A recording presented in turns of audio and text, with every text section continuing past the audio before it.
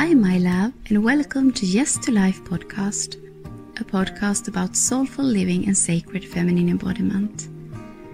It is a podcast about following our dreams, open up to our full potential, and saying yes to life. It is also a podcast about remembering the sacredness of the female body and the feminine essence. My name is Helena. I'm a mother of 6 beautiful children and a sacred, sensual, and feminine embodiment guide. I help women in all stages of their lives to love, adore, and understand their female bodies, to celebrate their feminine essence, and to awakening their inner goddess. I'm the founder of Blissful Feminine Flow and the creatrix of programs like Yoni Flowering, Womb Bliss, Sacred Bleeding, Blissful Mama, Pleasure Queen, and Sacred Feminine Body Love. I have always been very open and sensitive and have a feeling that more is possible. Beside my deep love and curiosity for the female body and the feminine essence, which I got mostly from my own pregnancy, birth, and motherhood, I am also very fascinated about people who have dared to walk their own path and follow their dreams and are showing us that more is possible.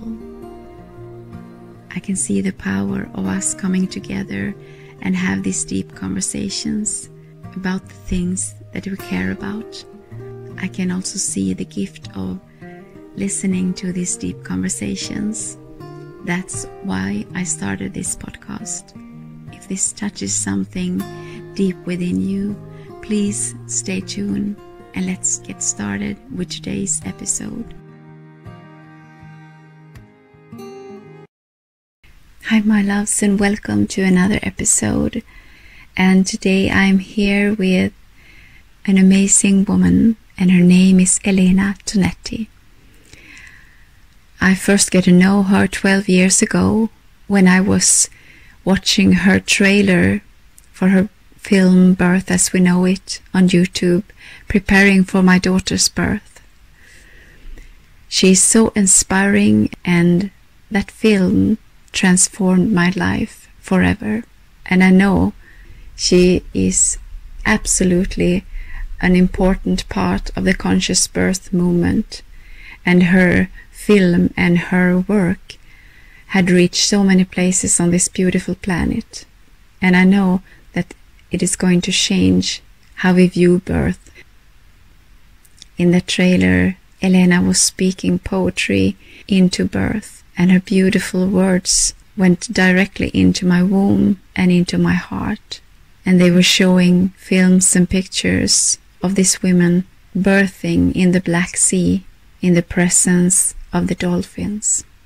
And now I have this privilege to share my conversation with her with you. We were starting to talking directly when we met, and you are going to come directly into our conversations. So just enjoy. I just want to know, I just want you to share about the experience in the Black Sea, if you would like to, and also why birth is sacred. It is so important, and it transformed me in some way. It was 12 years ago when I saw that movie. Something about myself and about life changed. See birth into being or birth as we know it? Both. What do you say? Because I have said birth as we know it. And then I think the website is birth Into being. Yeah. So the film is Birth as We Know It, and the website is yes. Oh, because I was looking around and I thought I have said wrong all the time. But then I understand. There is a movie, Birth into Being, but it's like a teaser, a short 25-minute Okay. Kind of like a trailer type. It doesn't really say much about like how to's, what, why. Birth as we know it is 75 minutes, so the whole Yes. 50 minutes more. And also a piece of information, because a lot of people confuse the two. Yes. And so Birth into Being was a documentary from 1999. Yes. It's a 25-minute kind of short edit of a Russian documentary that was an hour long. It was called Новый Свет, but half of that film was not really kind of translatable to foreign audience, because there was a lot of Russian specific um, pieces and characters, and that kind of would be hard to explain. Yes. So we cut it into Birth into Being. But then, because Birth into Being was kind of limited to Новый Свет material, I used 14 minutes of Birth into Being into my new documentary, Birth as We Know It. And it was basically a 4-hour documentary. But then I split it because DVD, the technology of DVD came out. And I was able to put 4 hours of material on a DVD versus Birth into Being was just 25 minutes. So, but I split Birth as We Know It into the feature film and director's commentary and then bonus features. So the feature film is 75 minutes, but then there is over 2 more hours of bonus features on the DVD. But all the hard copies got burned. My house, my office, all the stock of the hard copies got burned. The whole town got burned. My house, my all my archives and my life's work, everything got burned. Yes. And I am like fully liberated. Yes. So now I do things because I want to, not because I have to. Yes. It's really, this whole birthing field was riding me hard. I was teaching in 58 countries in 22 years, and so plus some. So I was like no personal space. I was really married to my work. I was really committed and just going, going, going, going. And the fire just kind of put put a complete revisioning of the way I was running my energy and my life and my business. And so it's very different now, and it's only available, the video is only available on as downloads, no copies, and it's separate files for the feature film, for director's commentaries, and for the bonus features. But the bulk of the information is in director's commentaries, and it's my favorite part of the whole project, because I could not speak everything, in the movie. When the birth is happening, I could be only very slow and poetic and mystical, magical, and long pauses to like have the experience, because the footage transmits the power and the mystery of creation. You can't really talk logistics over it. So in director's commentaries, I play the same movie again, 75 minutes, but I sit with the mic and speak as fast as I can over all the across all the scenes. That's when I just, yay! In print, it's 3 times longer, the printed text that goes into director's commentaries. So it's as fast as I could say something. Yes. Yeah, and it all started for me in 1982. Yes, I'm this old. I was already in the middle of my successful acting career. That was my formal education. I was trained as a theater actress. So yeah, I met this mad professor, this crazy Russian shaman, Igor Cherkovsky, who was running with this idea with his square eyes, like he wanted to put every pregnant woman in the water, and he was like, "We need to give birth in the water," and people were like, "Hey, get away from me."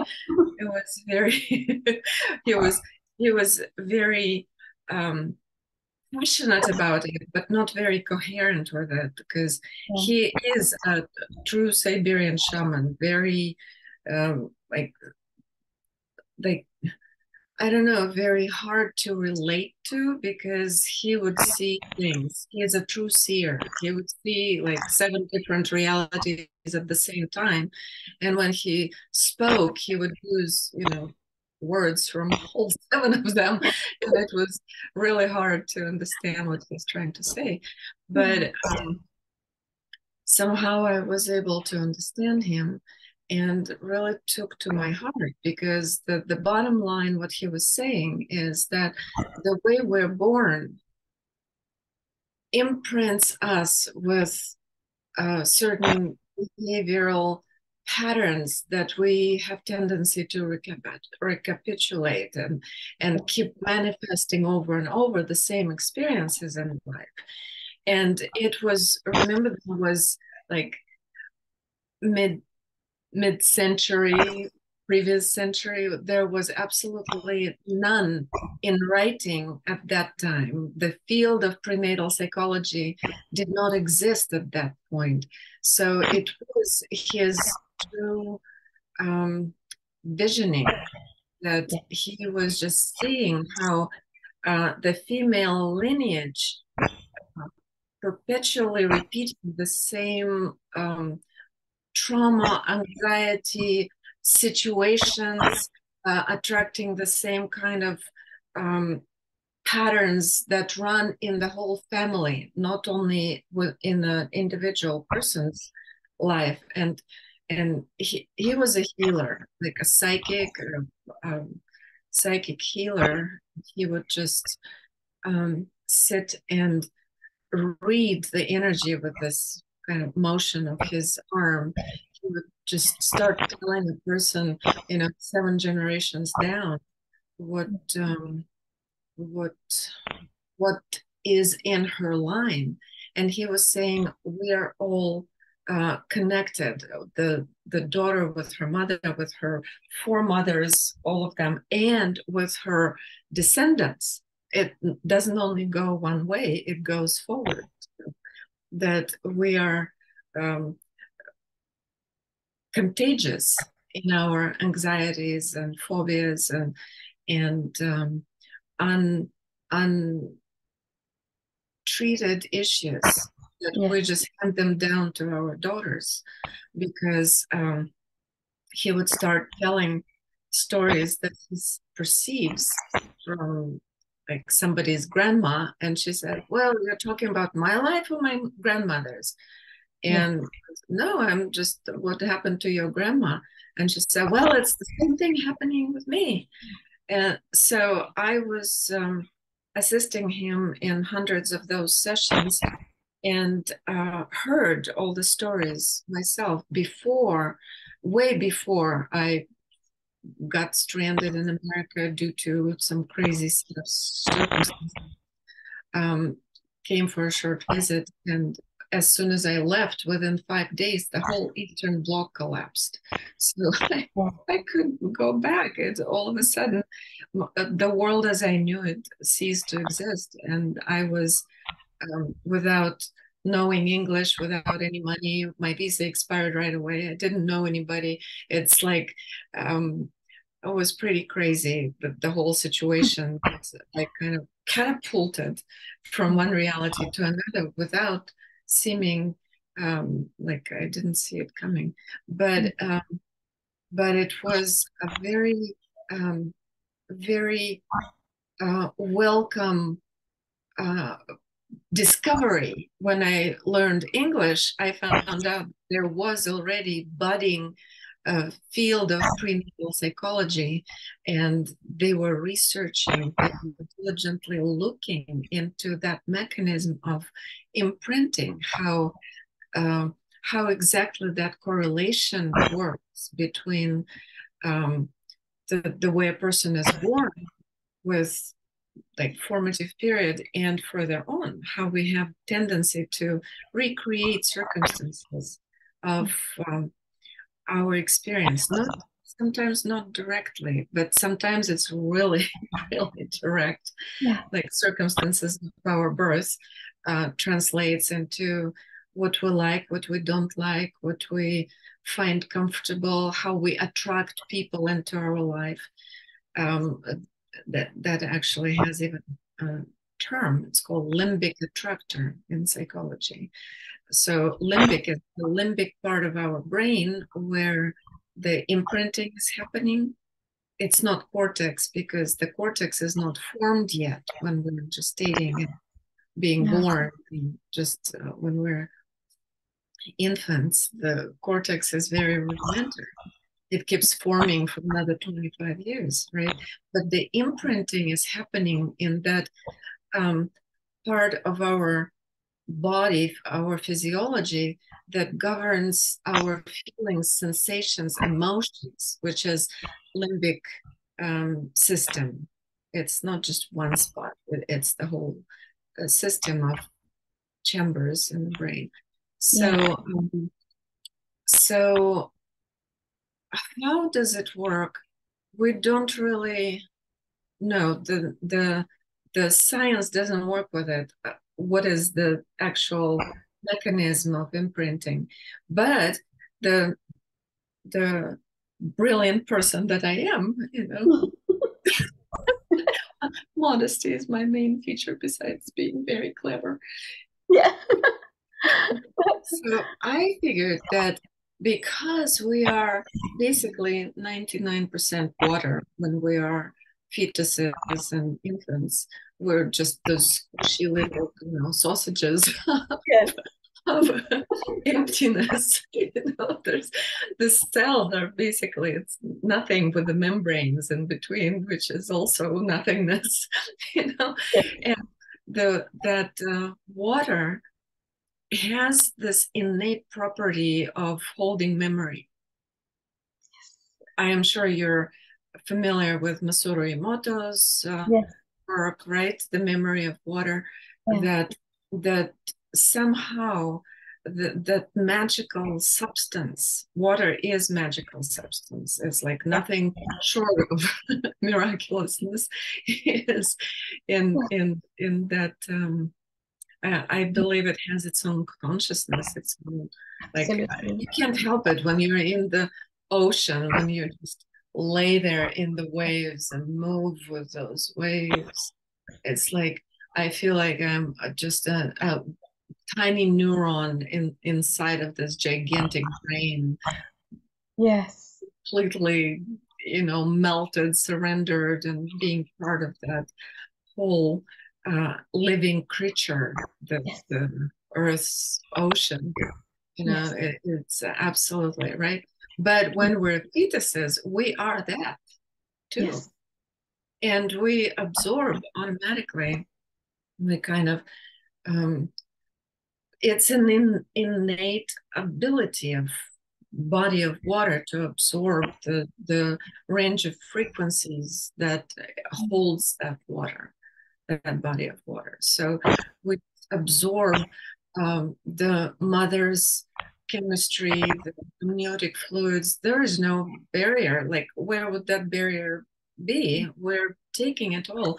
It's the medical mafia created this mythology that there is some kind of barrier. The baby really gets the full blast of medicalization during delivery or during pregnancy. It's like, don't get me started on that. Anyway, so when we are inside the mother, we are already starting our relationship with the outside environment through her body, through the hormonal cocktail that her body is generating, that goes into the amniotic fluids that were like floating in that soup and kind of being nurtured by it too, through the skin. Skin is very absorbent and porous, and it's like everything we put on our skin still as an adult goes inside, but as a baby that barrier is very ephemeral. And so, but that doesn't actually start there, because the egg that became the fetus was inside our mother when she was still inside of her mother, right? It's like this Russian matryoshka doll.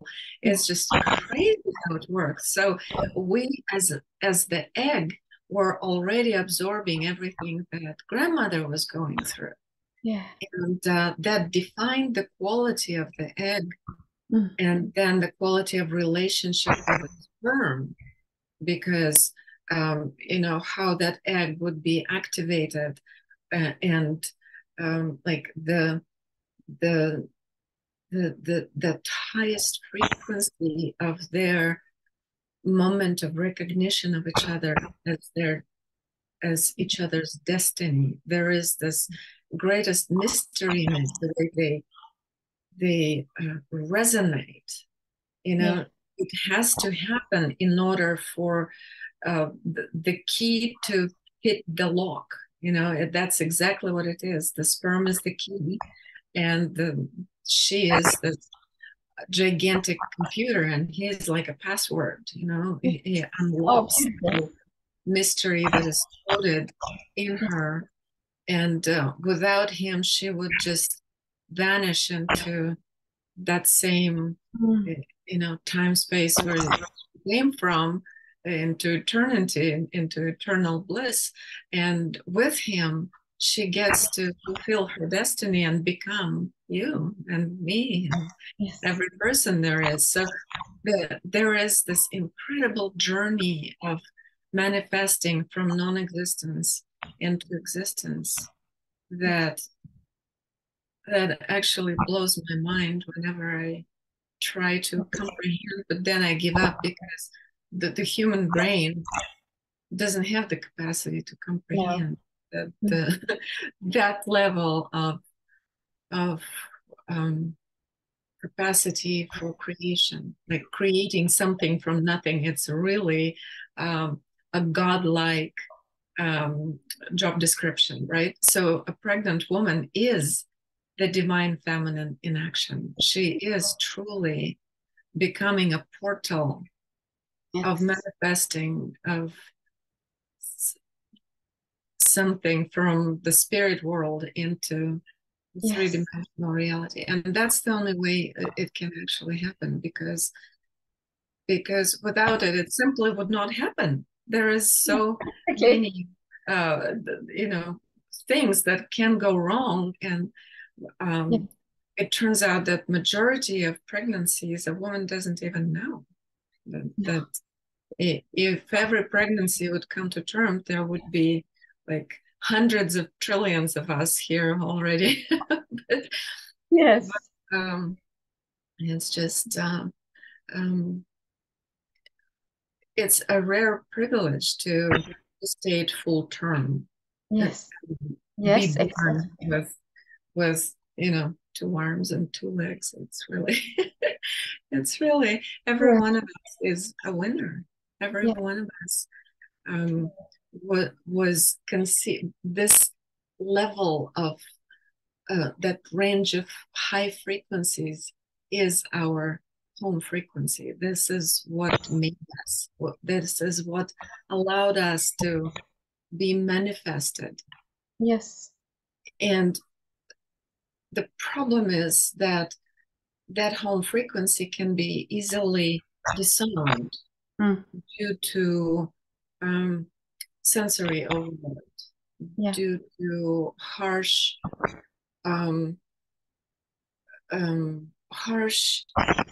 influences from the environment, it's kind of gets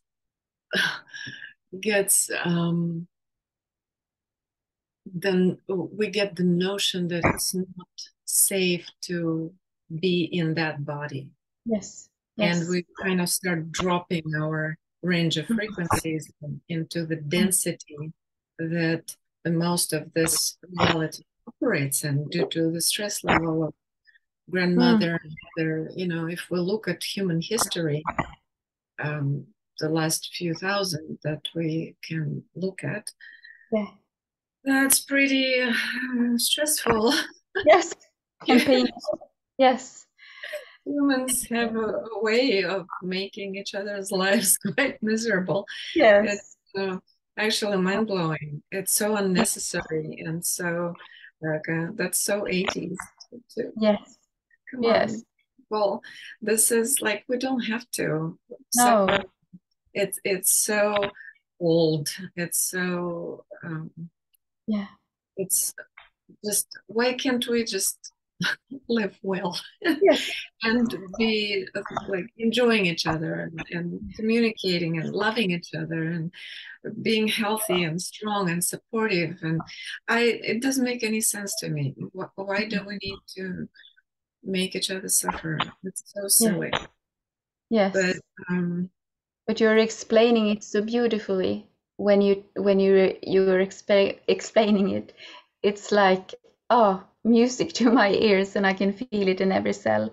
And that's how you spoke it into the film too, when you explain the magic of pregnancy, conception, pregnancy, and birth, and how you spoke about a pregnant woman and the sacredness of all this.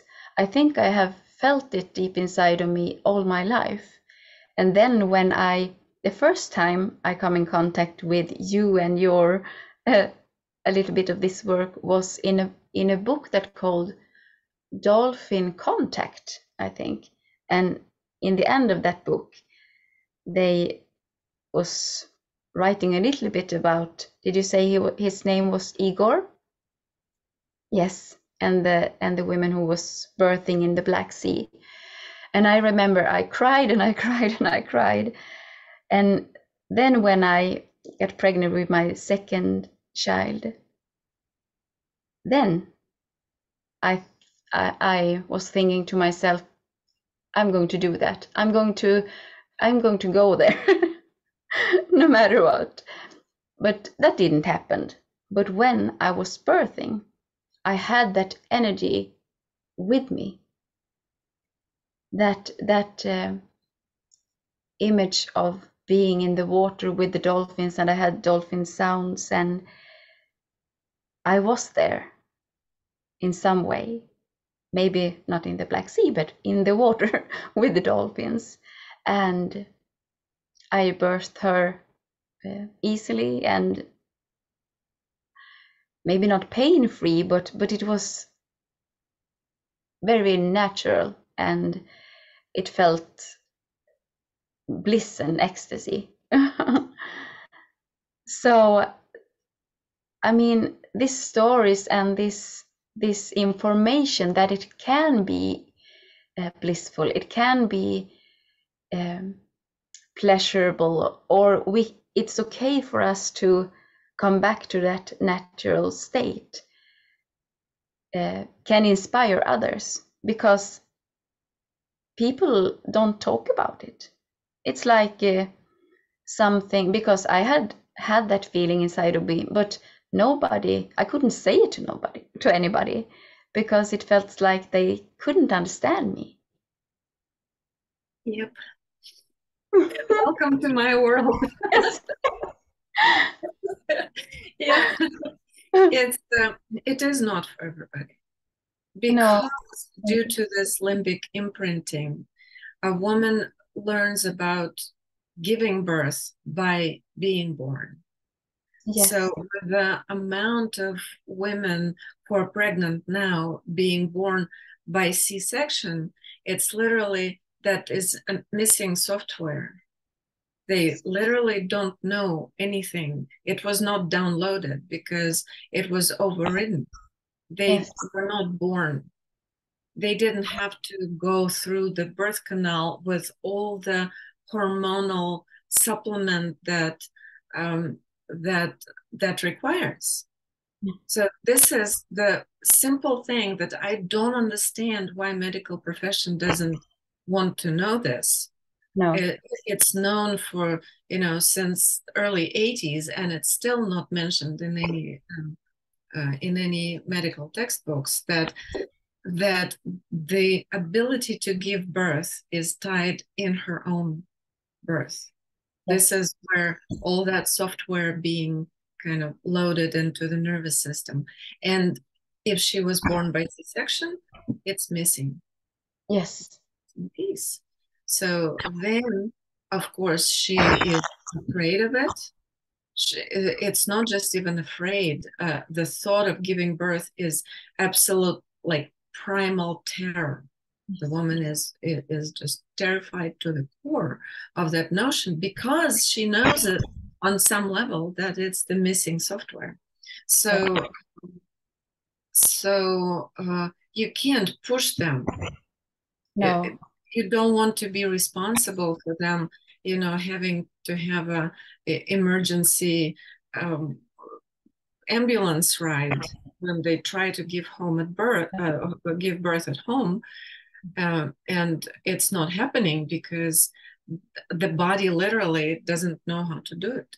No. So it's not like it's innately in every woman. If she was born by C-section or was traumatized by some other way, maybe she was born naturally, but then she was like for 2 months in the incubator, or then she had to have surgery, or like with a lot of trauma of separation. I mean, the maternity ward can be really creative in traumatizing babies. Yes. Because they do not have the understanding of respect for the infant. They don't have the knowledge of that the infant has needs and the skill how to meet those needs. Yes. Gently, slowly, to keep the infant comfortable, to keep with the mother without poking needles and rubbing them like they're a kitchen counter, and exposing them to bright lights and loud noises. But the main trauma is the premature clamping of the umbilical cord that still keeps 30-40% of baby's blood in the placenta, and that is the highway robbery. I mean, how much more can you take out of a person if like third or almost half of their blood without asking them that they need, that infant really needs that blood to thrive. And then, of course, that much blood is missing.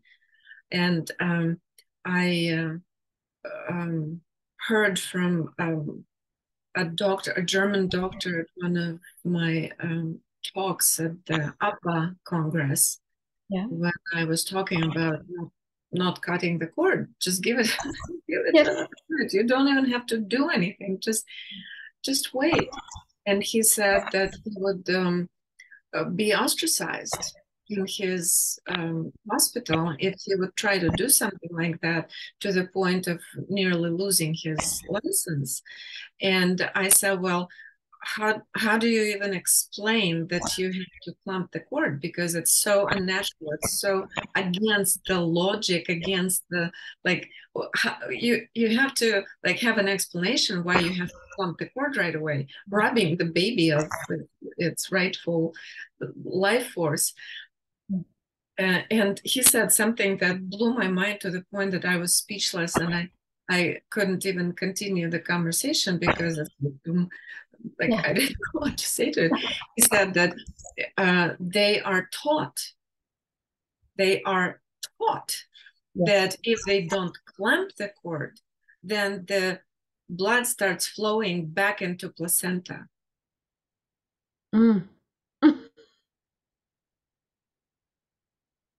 So they think they're actually saving the baby from losing blood. Like, how much disregard to the wisdom of nature can you have? Like, nature is really that dumb that it would just rob the infant from its blood. It's Yes. like, Yes, that's well, it's the same books that have in writing that a modern woman is not able to give birth because with upright mammals, we lost the ability to give birth. That is also in writing, that women have to be, manipulated chemically and physically and mechanically, and because poor thing cannot give birth by herself. And we know and it's true, if she was not born and if she didn't know that she innately supposed to know, see, if she understands that something was that she missed something, then she still has a chance to recover that part of her. There is a way of overriding that, kind of buying that software, installing it. We are very much like computers. All of the terminology that we use with computers could be applicable. We can acquire the new software and install into our hard drive. It's really like, it's not simple, but it's also a lot harder to not do that. Yes. And I think it is so important to spread this information and to make this the norm, and to speak about how beautiful it is and how important it is. Because it's a little bit, you don't want anybody to feel guilty, so then you don't talk about it. But this is information that has to come out. Right. And I was accused more than once that I make women feel guilty. And to that, I say that's not my wish. I do not make anybody feel guilty, but I am saying everything I'm saying just for those who still have time to make adjustments and do something. I'm talking to those who still have a chance. Yes. And this is my deepest wish, that women would snap out of this hypnosis that this is how it is and cannot be any other way. Yes, it can. Yes, it could be. Just need to give it a chance. Yeah. Yes. And I think in the beginning I have always felt that I had a mission, or it's my job to save the children of the world from a young age. So I have felt that feeling, and like that's my goal, that's my job. And I thought it was that I had to take every child and hold it and give it love. And then when I saw that that movie, something started to shift, and I understood that maybe I can save them by helping mothers to give birth in another way. So then I started to work with pregnant mothers and teaching them to get to know their bodies. And many of them wasn't even in contact with them. They have really hard time to feel the body and to relax and to connect with it. And I think that's also maybe a part of the trauma that you check out. Of course, the inability to be in the body, to connect with the other, like with your own child, it is a trauma response. It is the consequence of a deep state of dissociation that this woman was left in for a very long time. When she was an infant. Yeah. And at some point she gave up on her feeling the need to connect. Yeah. Because what was the use? The connection wasn't coming. So it was much easier to just kind of shut that door permanently and stop feeling, stop knowing that you wanted, so that you needed. It's absolutely a trauma response. And it's the same mechanism that makes men aggressive, and how we get aggressors. It's the same trauma response. They were really hurt when they were helpless. They could not protect themselves, and now that's the only thing they know. That's where they got stuck in that very tight, dark, scary place, and they're just raging inside, hurting everybody around. It all comes down to the baby's needs not being met. Yeah. And it's not just the baby's needs, it's actually that imprinting is happening from the moment of conception. It's not at birth, it's from conception through early childhood, through the time when the child is able to have a sense of self. Yeah. The automatic imprinting happens until, like baby doesn't know that it's separate from the mother. It's kind of one unit, mother baby, right? But then at some point we get to understand that mother is a whole other creature.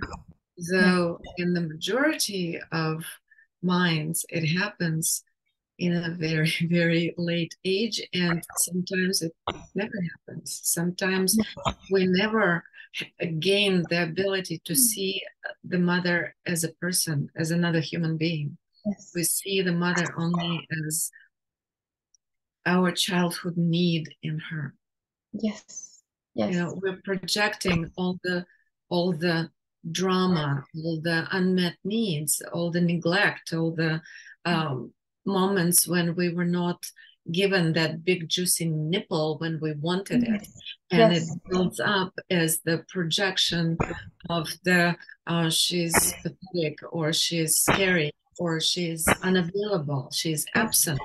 And that is extremely traumatic for baby, not to be loved and kissed and held and fed from that big nipple that is like right here. Anything less than this is trauma. Yes. And I have that picture with me because I have 6 children now.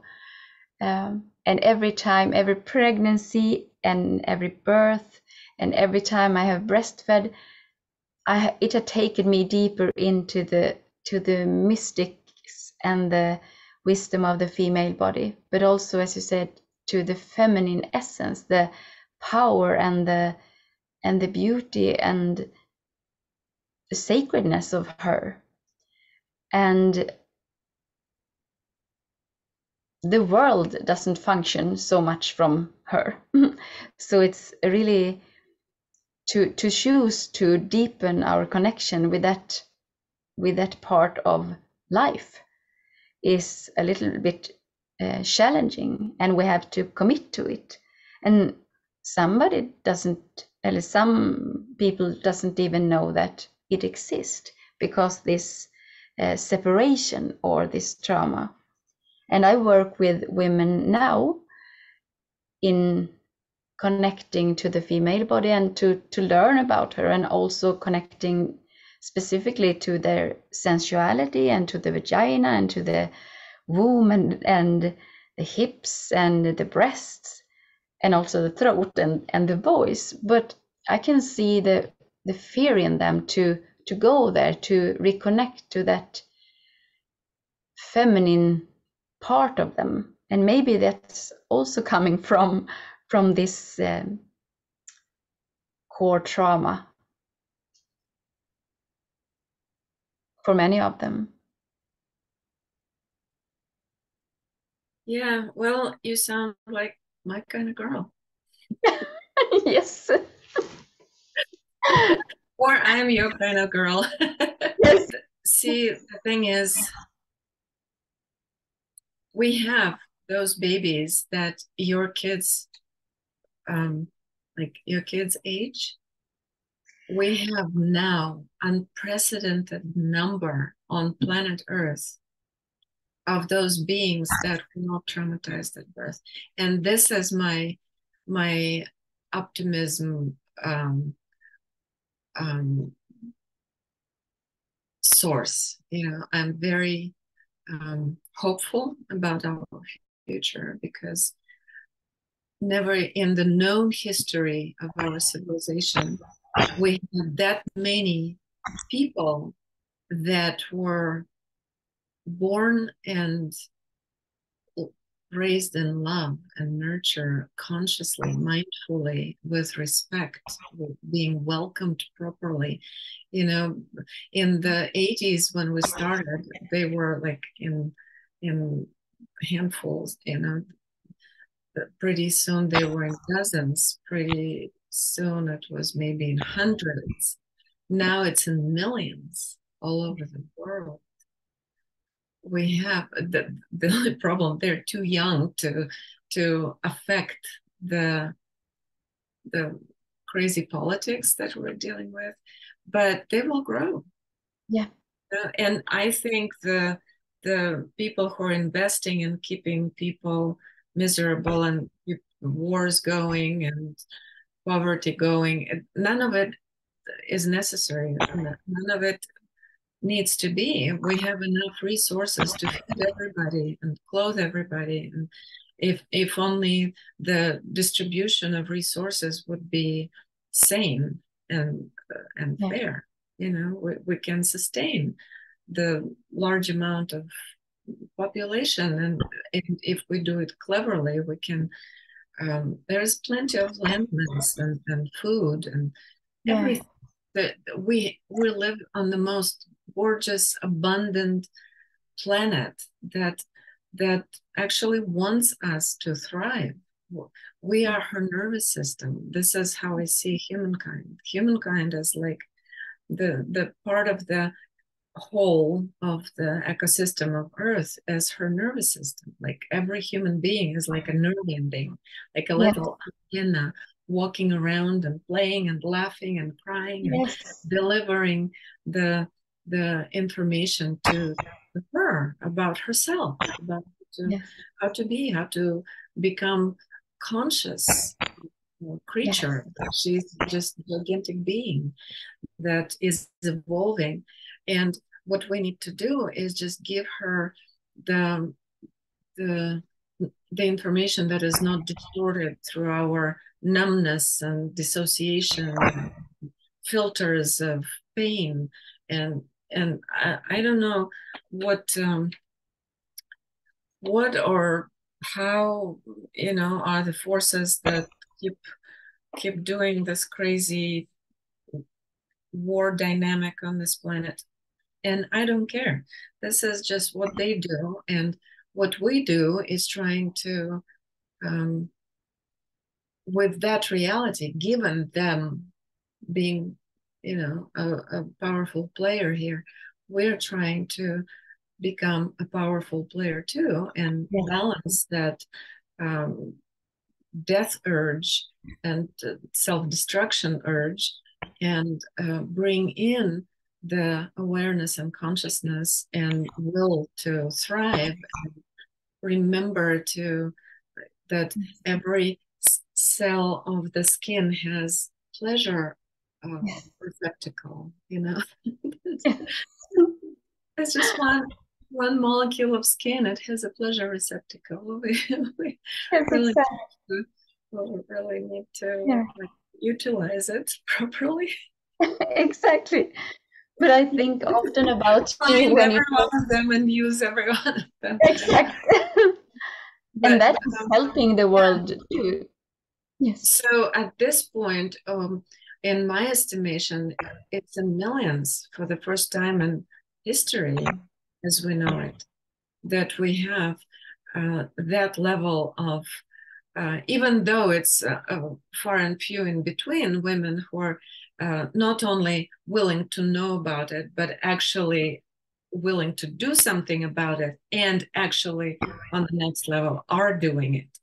You know, it's like going down. In my estimation, it's about 20% of women who are open to hear the message, and about 10% who are going to actually do something about it. And about 5% who are doing it. It's still small numbers, but it's more than ever before. So. And you, absolutely.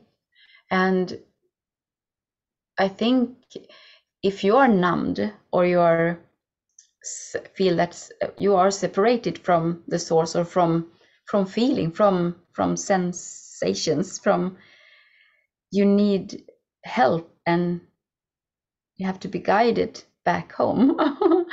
So the more of us who are open up that door, the more can start to dare to go there. And the more we share, the more women would like, I want what she is having, you know. And you said a very very big thing, that you don't have to have dolphins to have dolphin birth. You don't actually have to go to the Black Sea. You can have it in the convenience of your own bedroom or bathroom, or living room, or on the mountain at the lake, or in the cave in the basement. It doesn't matter. Wherever you feel empowered to go into that resonance with the ecstasy of creation, and allow yourself to become that divine feminine portal that is letting the whole human being through you. I mean, it's like it doesn't get any more magical and mystical, right? And it's really, really incredible to have that experience. There's nothing that can compare with that. It's 100 times more high than you can have any high on LSD or ecstasy. It's like there's nothing that can compare with that. With that sensation. And I actually, when people are writing like, where can I go to have dolphin birth, I don't know a place. There is nowhere to go to in my mind. Where we had it at the Black Sea, you can't go there now, because the water is highly polluted there right now, and it's a war zone, and now they have a lot of rules against it. See, when we were doing it in the 80s, there was no law against it. We were not violating any law because it didn't exist. Water birth exists, so there was no law against it. And we had a good few years when we were just doing everything we wanted without violating any medical regulations, restrictions, nothing. So, but also, I looked all over Hawaii to see if I could find a place to recreate our birth camps. I went to every side of every island and did not find it. It's because the water needs to be warm, clean, private. Yes. You don't want a bunch of tourists watching you give birth. So clean, warm, and easily accessible. So this combination, there are clean, private places, but they're not easily accessible. No, exactly. And, So I didn't find one. And if anybody finds one, let me know. But having said that, the easily accessible part, it's like going there to give birth is one story, but then flying back with the baby, with a newborn, having to go through airport security and all the, like whatever is in airports these days. You don't want to take your newborn baby into the airport or the train or have a 20-hour car ride after just giving birth. No, the best place to give birth is right where you feel most at ease, comfortable, relaxed, supported, where you don't have to do anything after that happens. No traveling, no packing, nothing. So just stay right where you are with the loved ones, and the less people present at birth, the better. Yes. It's also not to like deprive anybody, but the birthing field is a vortex. Yes. It's like whenever it starts happening, the energy starts. It's like the powerful vortex. It's a hurricane. It's just something that is pointed on this. It's an acupuncture point in your yoni, and then it just goes to cosmic scale. And everybody, like, imagine you're throwing all the ingredients into the blender to make a smoothie. So whatever you throw in there is going to give a flavor, right? So that's the birthing room. Whoever is present in the room brings in their energy. And even though your sister or your best friend or your mother or a doctor might have the best intention, but if they did not neutralize their own birth trauma, they are bringing their own anxiety from their own birth, like from the time they were born, into that room, and it starts affecting the whole dynamic of the birthing. And even a lot of midwives, I worked with thousands of people, and many midwives came to trainings, and they would be, when they go beyond and beyond and beyond the story, it's like that's the nature of my processes, that we have to like shed every conditioning that we ever bought into or acquired by learning different skills. Like in the midwifery school, in medical school, they teach people how to handle birth, right? How to manipulate it, how to behave when this happens, you do this. When this happens, you do this. But they don't address their own birth trauma. No. And that is not a good thing. No. Because if they are the carriers of this deep anxiety of the energy of birth, then they're not going to be helpful. No. But it's a really powerful energy. And so with my fifth child, we had his hand on my knee all the time, and he was holding me but one hand, and he had told me afterwards that I couldn't nearly stand on my legs. They just shaked. The power of your body and the womb was so strong. So I could, he was not afraid, but his body was reacting. Exactly. So he could hold it. But imagine someone, because he has a positive experience, but imagine someone else. Right. So see, it's a very multi-dimensional experience.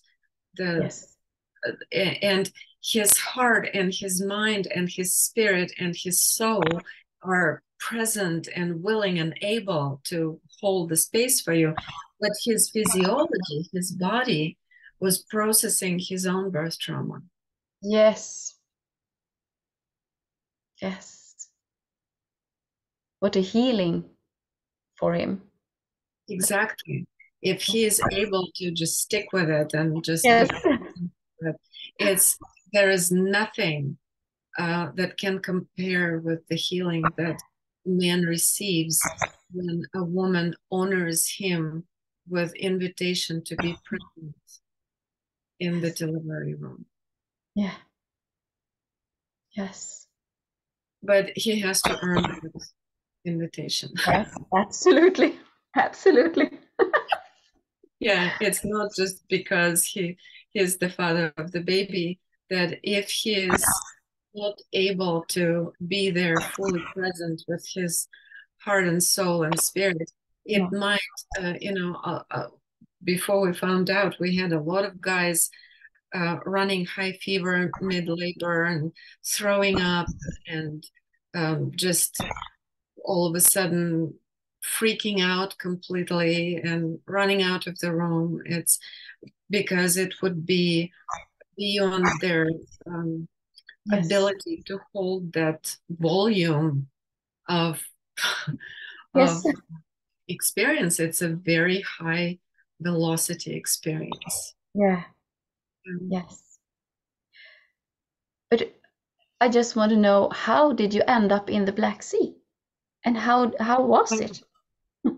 Well, the first idea to go to the Black Sea was pronounced by Igor in 1982, and we started preparing an expedition, and there was a lot of preparations, and we had even a speedboat arranged in case something happened, and found a place that was very imminent. People were already buying tickets, but his wife all of a sudden was diagnosed with aggressive cancer, and everything had to be canceled because she couldn't go. Yeah. You know, the trip from Moscow to the Black Sea, it's a 2-hour flight, and so everything had to be canceled. So the first camp happened in '86. It took a while for us to get back to it, but it was persistent because, as I told you, he was working with pregnant women to prepare them for what a birth that, the only way it was done in Moscow, either in that clear plexiglass tank that you see in the video, or in their own bathtubs and bathrooms, which was again. The standard bathtub in the Russian apartment is about 3 times bigger than the standard bathtub in the in American apartment. So you could do it. When I came to America, it's like, really? No, I don't think we can. But it has to be, big enough. Yeah. But the thing is, when he was working with pregnant women, as I said, there was this psychic element involved, and he was always asking a woman, like, what does she see when she tunes into her baby? And inevitably, the majority of women were reporting that they were seeing dolphins playing around, like jumping around their unborn child. And when you live in Hawaii, seeing dolphins is part of your life. It's dolphins are everywhere. They're on banners and in the water, and everything is dolphin, dolphin, dolphin. The jewelry. In Moscow in the 80s, dolphins were not part of the New Age consciousness. There was no New Age consciousness. Dolphin was a fish as far as we were concerned. The fisheries were treating dolphins as fish at that time. And seeing dolphins, like, why? why. And then again, that psychic bit was bringing in the message that dolphins are not fish, that they are highly conscious civilization, and that that they are in communication with humankind, with the mass mentality of humankind, but that they gave up on adults because we're too sick and busy. But the children and infants and babies are available to communicate with them. And at some point he said, well, we should go find some dolphins. Like, let's just make a trip and take a few pregnant women and see what happens when they actually in the water together. And so we went to see, just to explore, to see how it would work.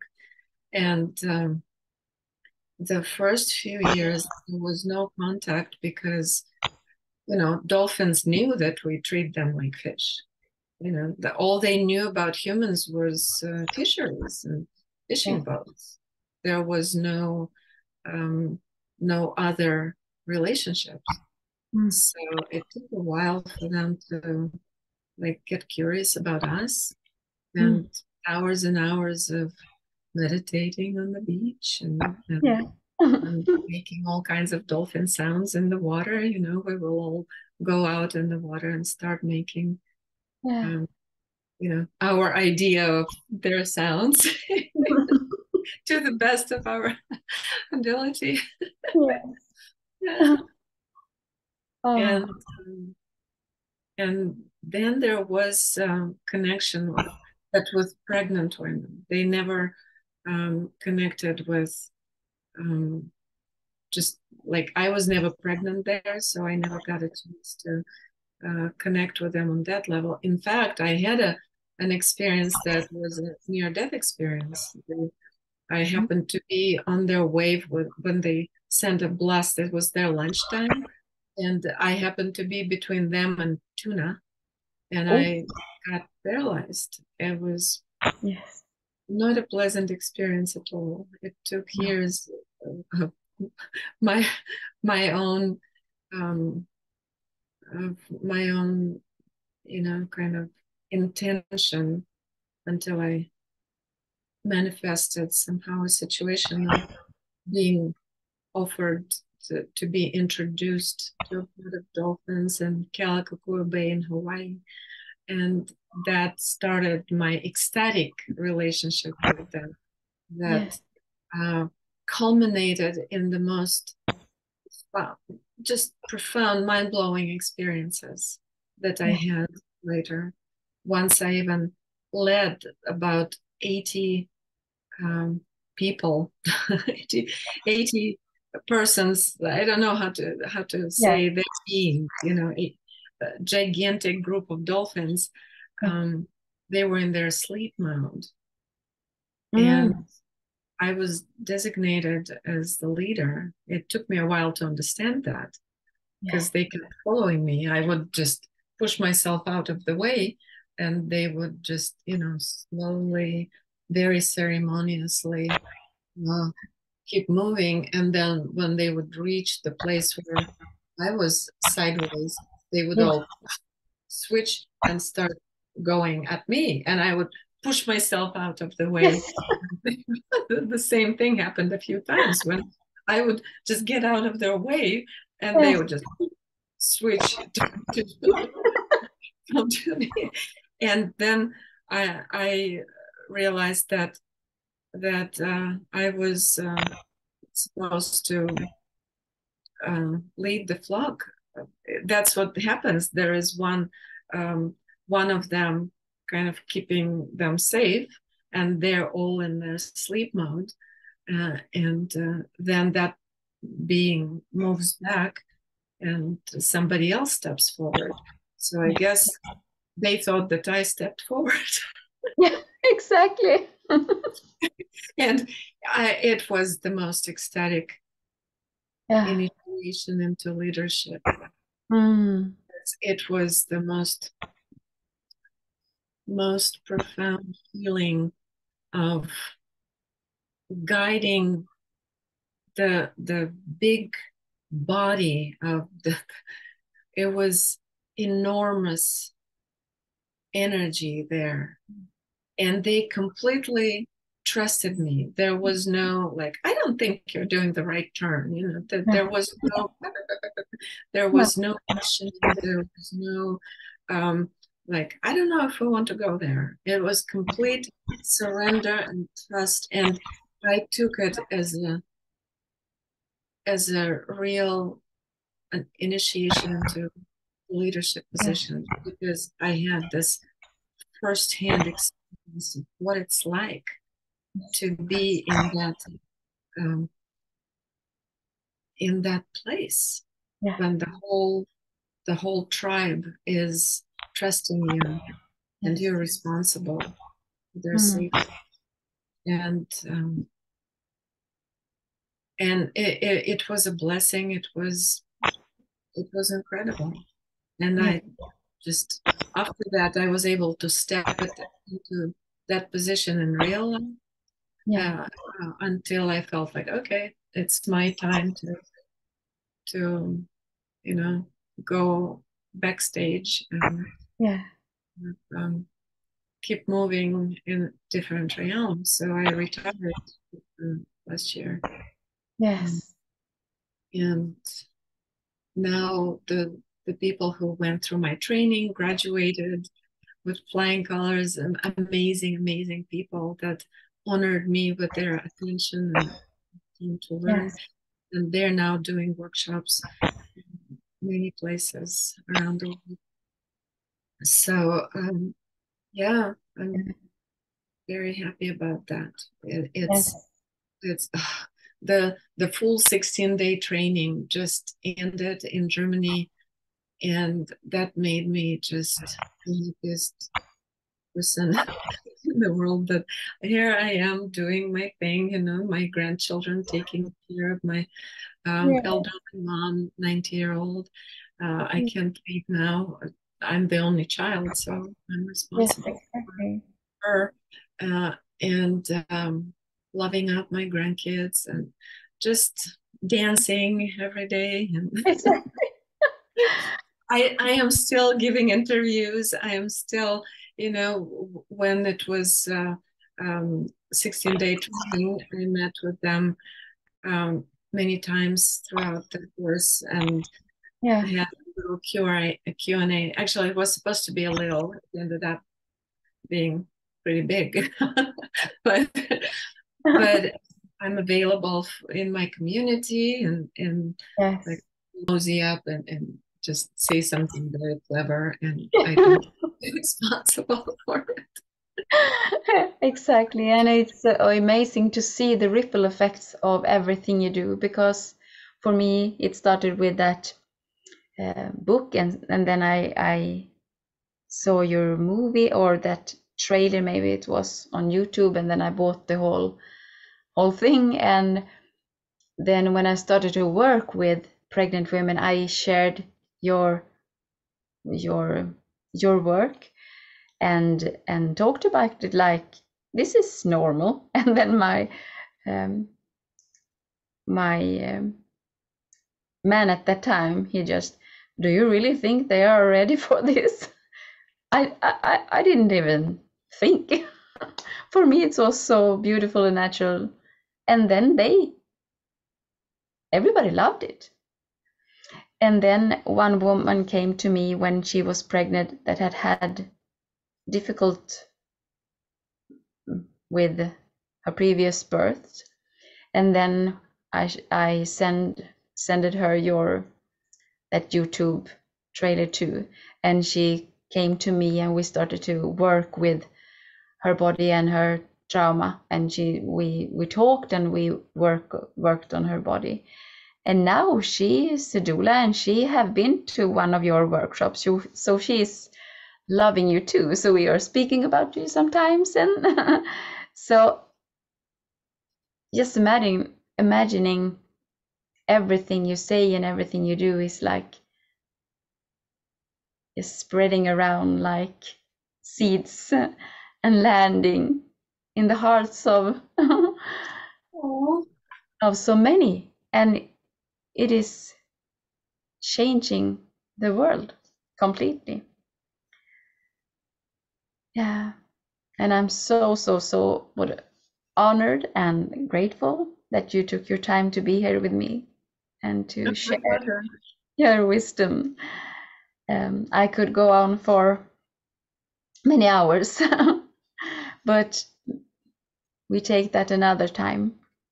So for today, we're going to wrap up this. You told me, or everybody who listen, about your work is now, there's other people who are doing your workshops now.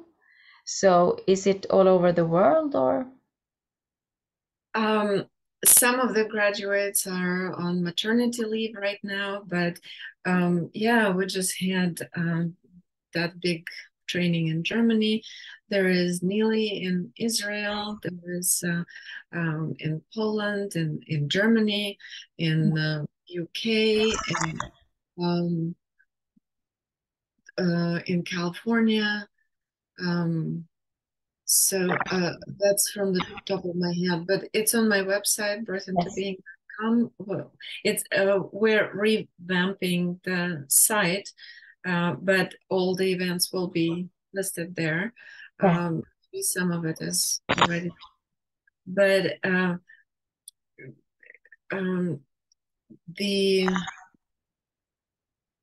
the next full 16-day training is happening in Portugal next summer.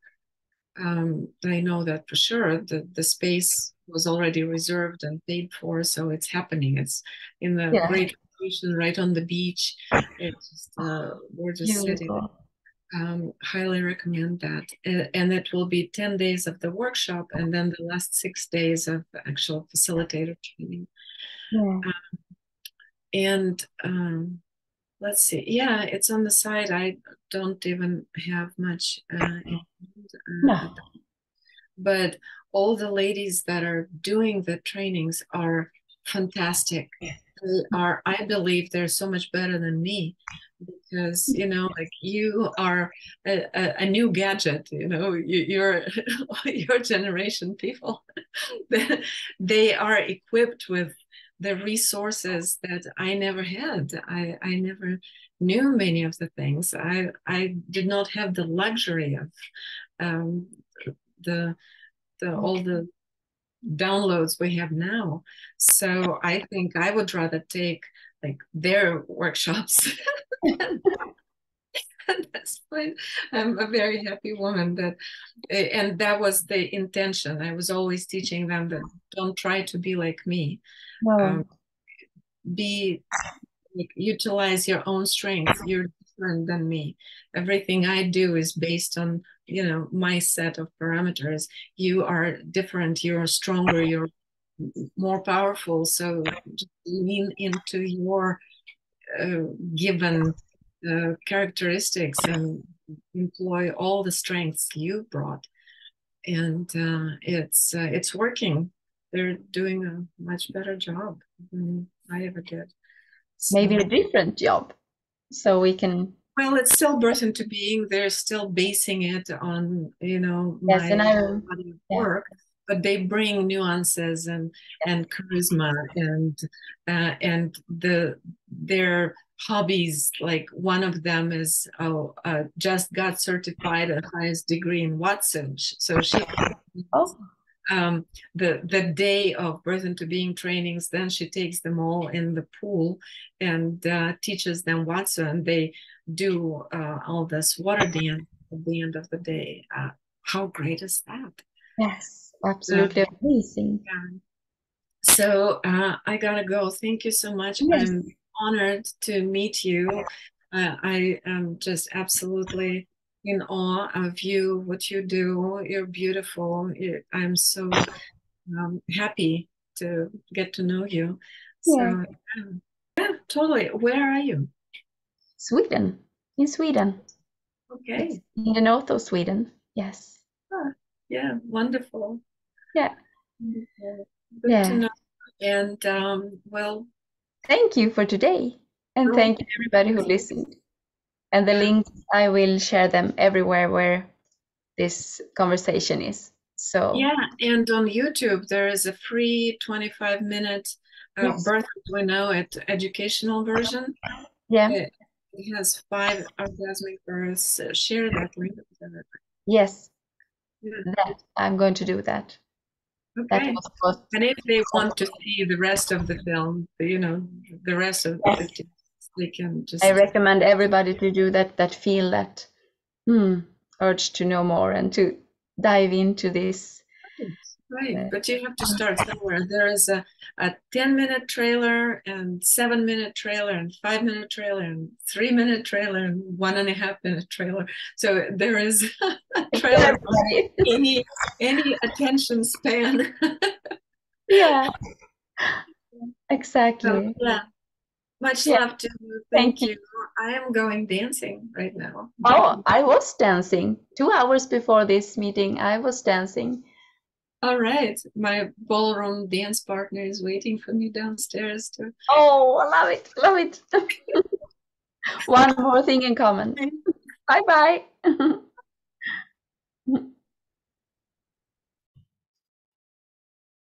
bye.